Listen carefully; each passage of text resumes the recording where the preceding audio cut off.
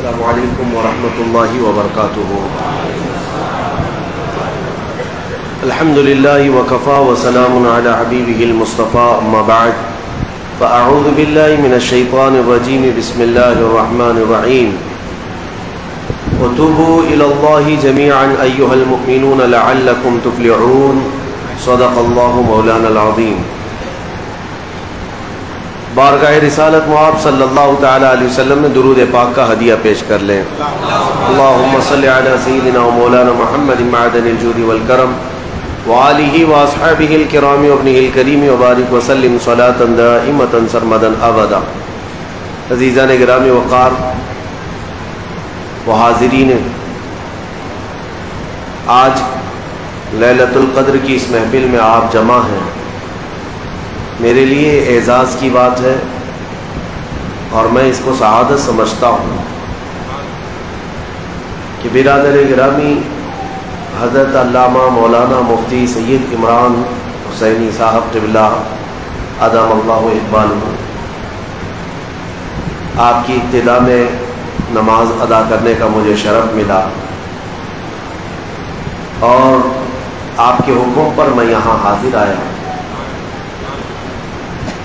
یہ ان کی عنایتیں اور محبتیں ہیں جو انہوں نے میرا تعارف کرایا، ورنہ من آنم کے من دانم۔ میرے عزیزوں، میں کوئی مبالغہ کرنے کا عادی نہیں ہوں۔ حقیقت میں آپ تمامی حضرات جو اس محلے کے ہیں یا اس مسجد سے وابستہ ہیں، وہ خوش نصیبوں میں سے ہیں کہ ایک عالم باعمل کی صحبت آپ کو ملی ہوئی ہے۔ ایسا نہیں ہے کہ وہ میری تعریف کریں اور میں ان کی تعریف کروں، بلکہ حقیقت بیانی میری عادت ہے الحمدللہ۔ آج اچانک آپ کے اس مسجد میں ہماری حاضری نہیں ہے، بلکہ میں پورے حیدرآباد کی مسجدوں میں ڈھونڈ ڈھونڈ کر اس مسجد کو آیا ہوں۔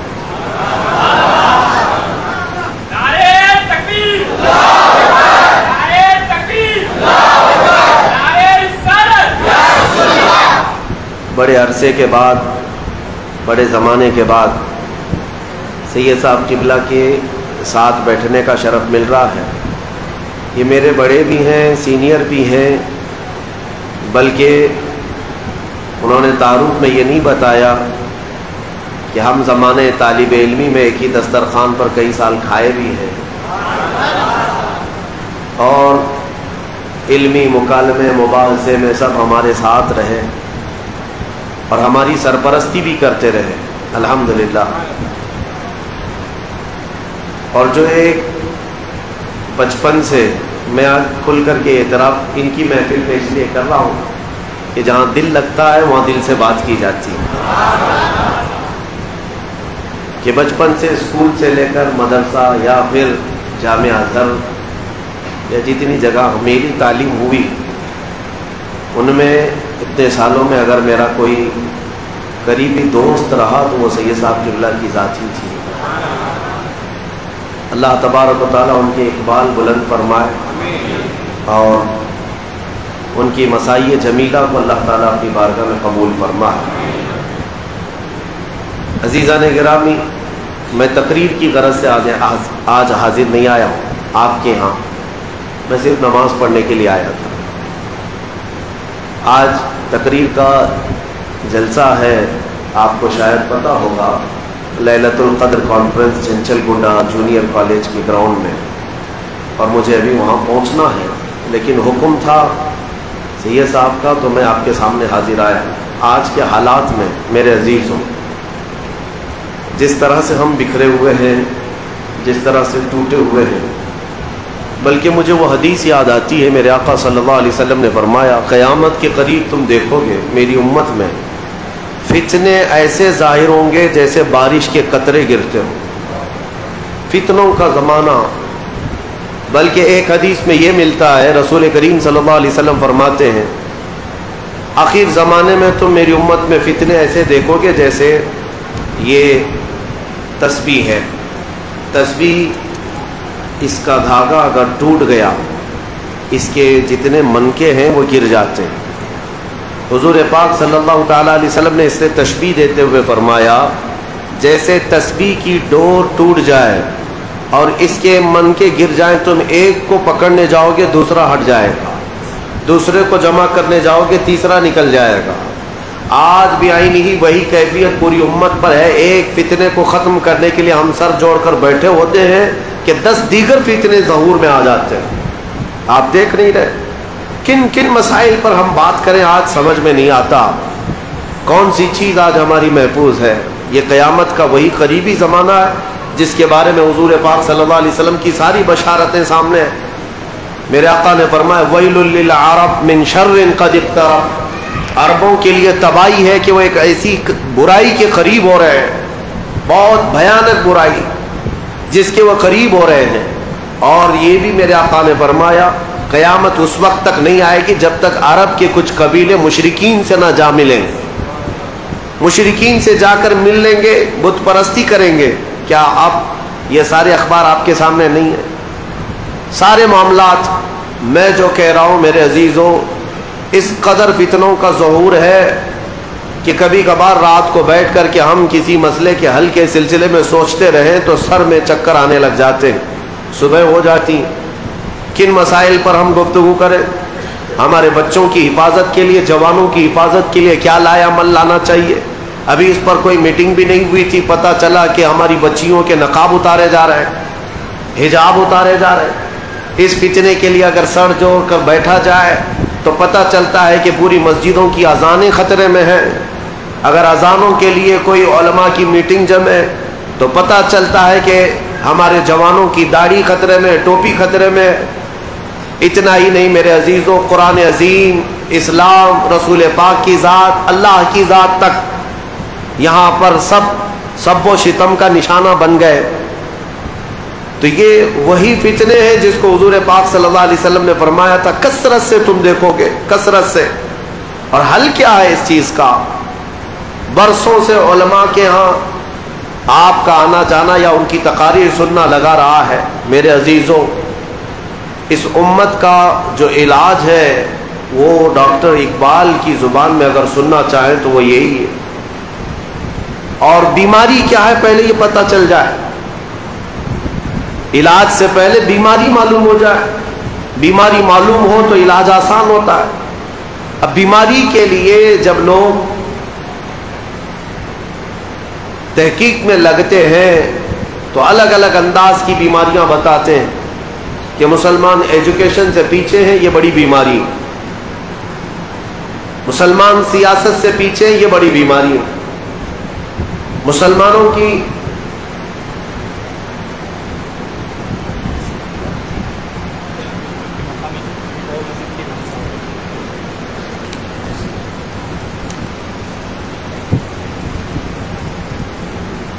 बीमारियां जो बताई जाती हैं वो मुख्तलिफ किस्म की बीमारियां हैं, तो डॉक्टर के लिए इलाज भी मुश्किल हो जाता है। मैं आपको बताता हूँ, मुत्तफ़क़ा तौर पर हमारा मसला एजुकेशन का नहीं है। जिहालत पहले भी थी, अब भी है। बदकिरदारी, बेहयाई ये पहले भी थी, अब भी है। ये सब चीज़ें वैसी ही चली आ रही हैं। लेकिन जो सबसे बड़ा मसला है वो इकबाल कहता है, तरीक़े मुस्तफ़ा को छोड़ना है वजह बर्बादी। इसी से कौम दुनिया में हुई है बेइक़्तिदार अपनी। और होता क्या है मालूम है? आदमी को कैंसर हुआ है लेकिन वो बताता कुछ और है, नहीं गैस का प्रॉब्लम है। छुपा क्यों रहे हो? सबब कुछ और है जिसे तू खुद समझता है। इकबाल ये भी कहता है, सबब कुछ और है जिसे तू खुद समझता है। सवाल बंदे मोमिन का बेजरी से नहीं। तुम ये बहाने बना रहे हो कि हमारे पास माल की कमी, असबाब की कमी, अफराद की कमी, ताकत की कमी, सियासत की कमी, इक़्तिदार की कमी। तुम ये बहाने बना रहे हो। तुम सबको पता है कि हमारे ज़वाल का असल सबब वही है, तरीक़े मुस्तफ़ा को छोड़ना है वजह बर्बादी। इसी से कौम दुनिया में हुई है बेइक़्तिदार अपनी। और इकबाल दूसरी जगह यूं कहता है, उनके जो हम गुलाम थे खल्क के पेशवा रहे। उनके जो हम गुलाम थे खल्क के पेशवा रहे। ان سے پھرے جہاں پھرا، پھر آئی کمی وقار میں۔ اور اس کا علاج صرف اتنا ہے، ہمیں کرنی ہے شہنشاہ بطحا کی رضا جوئی، وہ اپنے ہو گئے تو رحمت پروردگار اپنی۔ میں ایک دو چند حدیثیں آپ کو بتا کر رخصت ہو جاؤں گا، بیان کا موقع نہیں ہے۔ نبی اکرم صلی اللہ تعالیٰ علیہ وسلم نے ارشاد فرمایا، ایک زمانہ تم پر ایسا آئے گا جب تم دیکھو گے کہ علماء بد دیانت ہو جائیں۔ توجہ، میں بعمل علماء کو نہیں کوستا کبھی، علماء بد دیانت ہو جائیں یعنی امانت میں خیانت، جو حق بولنا تھا وہ نہیں بولنا چاہتے، چھپا لیا کرتے ہیں۔ علماء کی جماعت جب بد دیانتی کرے اور امیر جتنے بھی ہیں میری امت کے بخیل ہو جائیں، ان کو اللہ اس کے رسول کے لیے خرچ کرنے میں کبھی بھی رغبت نہیں، یہ راتوں کی عیاشی کے لیے خوب لاکھوں لٹائیں گے، لیکن قوم، امت اور میرے مصطفیٰ کریم صلی اللہ تعالیٰ علیہ وسلم کی آن شان کے لیے ان سے کوئی نہیں پیسے نکلتے۔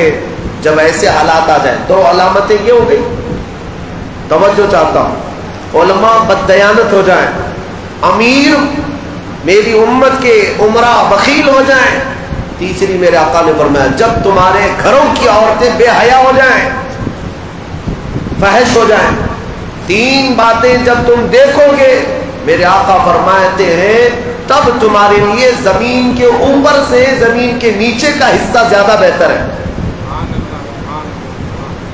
کیا مطلب ہے؟ فَبَطَنُ الْأَرْضِ خَيْرٌ مِّن ظَهْرِهَا، نبی پاک صلی اللہ علیہ وسلم فرماتے ہیں پھر زمین کے اوپر رہنے سے قبر میں رہنا زیادہ بہتر ہے۔ یہ وہی دور ہے، یہ وہی دور ہے، ہمارے علماء بددیانت ہو گئے، اکثر کی بات ہے، کل کی نہیں، عمرہ بخیل ہو گئے یہاں بھی اکثر، اور عورتیں بے حیا، یہ تینوں چیزیں آج ہیں۔ میرے آقا نے فرمایا تھا جب ایسا دور آئے گا تو پھر قبر زیادہ بہتر ہوگی اوپر رہنے سے، اور تم کبھی قبرستان میں گزرو گے، قبروں کے پاس سے گزرو گے، یہ بھی حدیث ہے۔ نبی آخر الزمان صلی اللہ تعالیٰ علیہ وسلم فرماتے ہیں قبر والے کو دیکھ کر کے تم یہ تمنا کرو گے کاش اس کی جگہ میں ہوتا تو اچھا ہوتا۔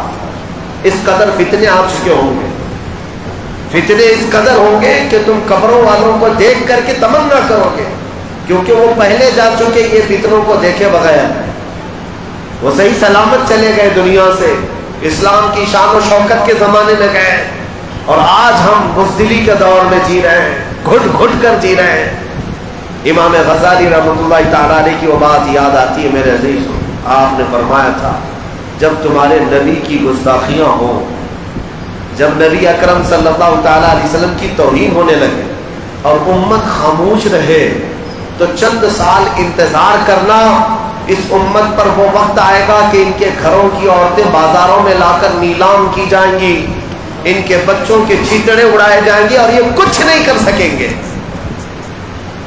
آج سے 8 سال پہلے میں نے پڑھا تھا اور اس وقت میں نے یہ تقریر کیا تھا، اور آج میں خود اپنی آنکھوں سے یہ دیکھ رہا ہوں، آج دیکھ رہا ہوں ہماری ماؤں اور بہنوں کو بازاروں میں لے آئے ان کفار و مشرکین نے، ہمارے بچوں کی کیا شہادتیں نہیں ہو رہی ہیں، موب لنچنگ کے ذریعے سے کتنوں کا قتل ہو گیا۔ ارے ایک جانور مر جائے تو یہاں 24 گھنٹے نیوز میں چلتے ہیں، لیکن ایک مسلمان مر جائے تو اس پر کوئی بات نہیں۔ اور عورتوں کے لیے تمہیں پتہ ہے، آپ یہ سمجھ رہے ہوں گے کہ اس ولی کامل کے فرمان کا مطلب یہ ہے کہ بازار میں عورتیں لائی جائیں گی، نہیں میرے عزیزوں، یہ سوشل میڈیا کا زمانہ ہے، ساری گھروں کی عورتوں کو سوشل میڈیا کے بازار میں یہ ننگا لا چکے، لے آ چکے۔ یہ سلی ڈیل، بلی ڈیل، یہ سب کیا ہے؟ ایپ بنائے، مسلمان عورتوں کی اس پہ قیمت لگائی گئی ہے، لاکھ روپے کی، 50,000 روپے کی، یہ سب پورے ہندوستان بھر کی مسلمان عورتیں جو بزنس پیشہ ہیں یا کارپوریٹ طبقے سے ہیں، ان تمام عورتوں کا ڈیٹا نکال کر کے ظالموں نے ایپلیکیشن بنایا اور اس پر سوال ہو رہے ہیں کہ اس عورت کی اتنی قیمت، یہ عزت والی عورتیں۔ مجھے اس دن وہ بات یاد آئی امام کی، امام غزالی کی، یہ وہ وقت آ گیا جب ہماری عورتوں، ہمارے ماؤں اور بہنوں کی عزت محفوظ نہیں ہوگی اور ہمارے بچوں کی زندگیاں بھی محفوظ نہیں ہوگی۔ میرے عزیزوں، میری بات اگر کڑوی لگتی ہے تو سن لو، بعد میں پھر تمہیں احساس ہوگا۔ میں کوئی لچھے دار تقریر کرنے کا عادی نہیں ہوں۔ آج حالات ایسے ہیں کہ اب تقریر کرنے کا بھی موقع نہیں رہ گیا، اسٹیجوں کی بھی ایک وقت آئے گا کہ یہ اسٹیج بھی اب سوالیہ نشان بنے گی۔ جب ہماری مسجدوں کے اسپیکر اتر رہے ہیں تو پھر یہ اسٹیج کہاں باقی رہنے والے، یہ ممبر بھی خطرے میں ہے۔ بلکہ آج میں یہ کہہ جاتا ہوں، توجہ، آج کروڑوں کی تعداد میں اس ملک میں ہم آباد ہیں، چند مہینوں کے بعد آپ دیکھ لینا جن ظالموں نے آج اذانوں پر انگلیاں اٹھائی ہیں، کل وہ تمہارے کلمے پر بھی ہاتھ اٹھائیں گے، کیونکہ کلمہ بھی ان کے لیے سخت چبھنے والا ہے۔ ہم لا الہ الا اللہ کہتے ہیں، کوئی معبود نہیں، اس پر وہ اعتراض کریں گے کہ ہمارے خداؤں کا انکار ہے، لہٰذا ان مسلمانوں کو کلمہ بدلنا چاہیے، کھلے عام کلمہ نہ پڑھیں۔ یہ وقت آئے گا میرے عزیزوں، کہاں ہماری وہ شان و شوکت کہ راستوں سے گزرتے تھے تو شجر و حجر سلام کیا کرتے، اور آج ہماری پستی کا حال یہ ہے کہ ہمارا کلمہ محفوظ نہیں، ہماری اذانیں محفوظ نہیں، ہمارے دین پر اس قدر اب حالات آ گئے تو نوجوانوں کی ذمہ داری کیا ہے؟ آج ہمارا بچہ آج یہ سمجھتا ہے کہ رات بھر میں پب جی کھیلتا رہوں صبح ہونے تک۔ ہمارے نوجوان یہ سمجھتے ہیں کہ چیٹنگ کرتے رہیں اجنبی عورتوں سے فیس بک اور انسٹا پر، اور وہ یہ سمجھتے ہیں کہ مجھے زندگی اسی لیے دی گئی۔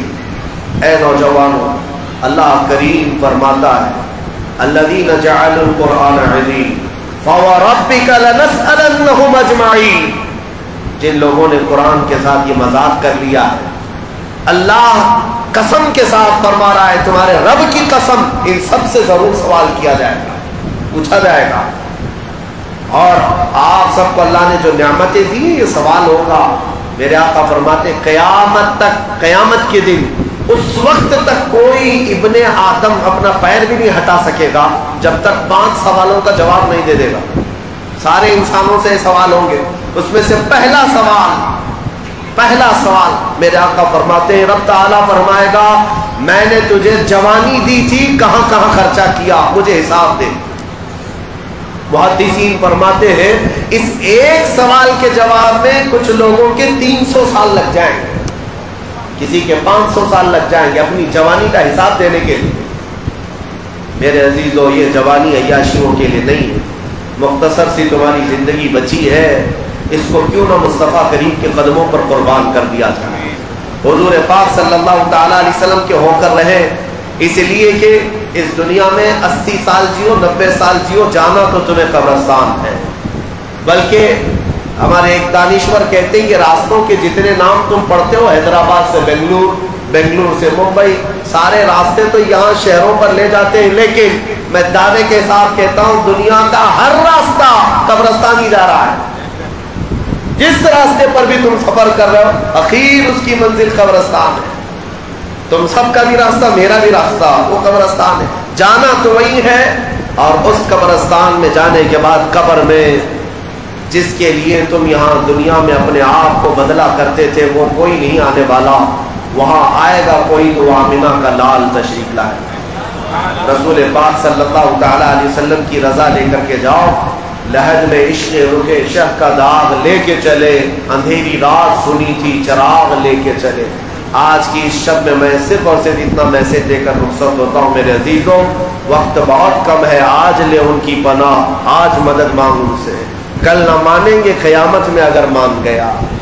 آج ہی حضور کے ہو جاؤ، ان کی سنتوں کو اس طرح پیٹ پیچھے مت ڈالو، ان کے اخلاق و کردار کو مصلحتوں کے بہانے ادھر ادھر مت پھینک دیا کرو۔ تمہیں آخر داڑھی کیوں چبھتی ہے؟ تمہیں اسلامی لباس کیوں گڑتا ہے؟ تم اگر میرے نبی کی سنتوں پر نہیں آؤ گے تو پھر کیا کفار و مشرکین آنے والے ہیں؟ یہود و نصارہ آئیں گے؟ تم نبی نبی کرتے ہو، صبح شام میرے آقا کے نعرے لگاتے ہو، پھر ان کی سنتوں سے بھاگتے کیوں؟ اس لیے محبت کا تقاضا یہ ہے کہ پورے کے پورے اتر جاؤ ان کی غلامی میں۔ کی محمد سے وفا تو نے تو ہم تیرے، یہ جہاں چیز ہے کیا لوح و قلم تیرے۔ میرے عزیزو، ایسا نہیں ہے کہ یہ آفتیں جو آئی ہیں یہ ہمیشہ رہیں گی، جان کو گہن لگتا ہے پھر چھٹتا بھی ہے۔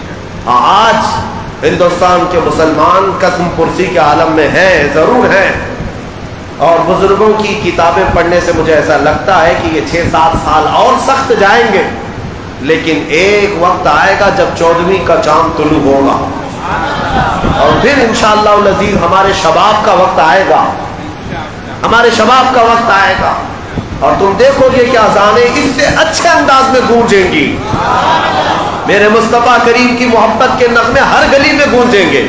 وہ وقت آئے گا، ایسا نہیں ہے کہ اسلام کو یہ مٹا کر دم لیں گے، نہیں ہوگا۔ یریدون لیطفئوا نور اللہ بافواہہم، قرآن کہتا ہے یہ کفار اپنے منہ کے پھونکوں سے اللہ کے چراغ کو بجھانا چاہتے ہیں، واللہ متم نورہ، اللہ اپنے نور کو مکمل کر رہے گا، اس کا کچھ نہیں ہونا ہے، لیکن ہوگا ہمارا اور آپ کا۔ سوئے قسمت کے ہم کٹ مرنے والے زمانے میں آئے ہیں، مرنے والا زمانہ ہوگا ہمارا شاید، لیکن اتنی بات کر جاؤ کہ آج اپنے بچوں کی ایسی تربیت کرو، ایسی تربیت کرو کہ تمہارا بچہ اگر جنگل میں بھی رہے تو لبیک یا رسول اللہ کہنے والا رہے، میرے آقا کو حاضر و ناظر سمجھنے والا رہے۔ ان بچوں کے اندر اتنا عشق رسول ڈال کر کے چلے جاؤ کہ اگر ظلم سے تم مارے بھی جاؤ تو انشاءاللہ العزیز کل یہ تمہارے بچے علم جہاد بلند کریں گے، اور یہ بچے تمہارے میرے آقا صلی اللہ تعالیٰ علیہ وسلم کی محبت کے پرچم لہرائیں گے انشاءاللہ العزیز۔ وہ وقت آئے گا، وہ وقت آئے گا، اس لیے کہ اسلام کو ختم نہیں ہونا ہے، لیکن ہمارے لیے جو حالات ہیں یہ سخت ہے، یہ سخت ہے۔ اس لیے میرے عزیزوں، حضور پاک صلی اللہ تعالیٰ علیہ وسلم کی بارگاہ میں آج کی رات میرے لیے بھی دعا کرو، اور جب یہ محفل ختم قرآن ہو جائے، ختم ہو جائے، ایک بار ادب سے میرے آقا کی طرف توجہ کر کے ہاتھ جوڑ کر کے یوں کہو، یا رسول اللہ میں مجرم ہوں آقا مجھے ساتھ لے لو، کہ رستے میں ہیں جا بجا تھانے والے، چمک تجھ سے پاتے ہیں سب پانے والے، میرا دل بھی چمکا دے چمکانے والے، برستا نہیں دیکھ کر ابر رحمت، بدوں پر بھی برسا دے برسانے والے۔ ایک بار اگر تمہاری آواز دل سے نکلی تو یقین ہے میرے عزیزوں جواب مدینے کی جالیوں سے ضرور آئے گا، میرے آقا کے ہاں سے جواب آئے گا، بس شرط یہ ہے کہ دل کی حضوری کے ساتھ آج انہیں پکارو اور یوں کہو، یا رسول اللہ گندے نکمے کمی مہنگے ہیں کوڑی کے دین، کون ہمیں پالتا تم پہ کروڑوں درود، بے ہنر و بے تمیز کس کو ہوئے ہیں عزیز، ایک تمہارے سوا تم پہ کروڑوں درود، گرچہ ہے بے ہر قصور تم ہو عفو و غفور، بخش دو جرم و خطا تم پہ کروڑوں درود، یا رسول اللہ خلق کے حاکم ہو تم، رزق کے قاسم ہو تم، جو ملا تم سے ملا تم پہ کروڑوں درود، اور آقا کی بارگاہ میں فخر سے یوں عرض کرو، شافی و نافی ہو تم، وافی و کافی ہو تم، درد کو کر دو دوا تم پہ کروڑوں درود، تم ہو حفیظ و مغیث کیا ہے وہ دشمن خبیث، تم ہو تو پھر خوف کیا تم پہ کروڑوں درود۔ انشاءاللہ جس کے دل کی آواز وہ سنہری جالیوں تک پہنچے گی، میں سمجھتا ہوں کہ کل ہونے سے پہلے اسلام کا سویرا آنا ہے انشاءاللہ العزیز۔ امت مصطفیٰ کا وہ 14ویں کا چاند طلوع ہونا ہے، اللہ کریم کہنے سننے سے زیادہ عمل کی توفیق عطا فرمائے۔ اور پھر میں اخیر میں شکر گزار ہوں آپ کے ہر دل عزیز خطیب و امام اور ماہر معقولات و منقولات حضرت علامہ مولانا مفتی سید عمران حسینی صاحب قبلہ ادام اللہ اقبالہ، ان کا شکر گزار ہوں، آپ نے مجھے یہاں پر عزتوں سے نوازا، اللہ آپ کو دونوں جہاں میں عزت عطا فرمائے، اور اللہ کریم ان کا جو حسن ظن میرے متعلق ہے اس کے مطابق مجھے اس کائنات میں جینے کی توفیق عطا فرمائے۔ وآخر دعوانا الحمدللہ۔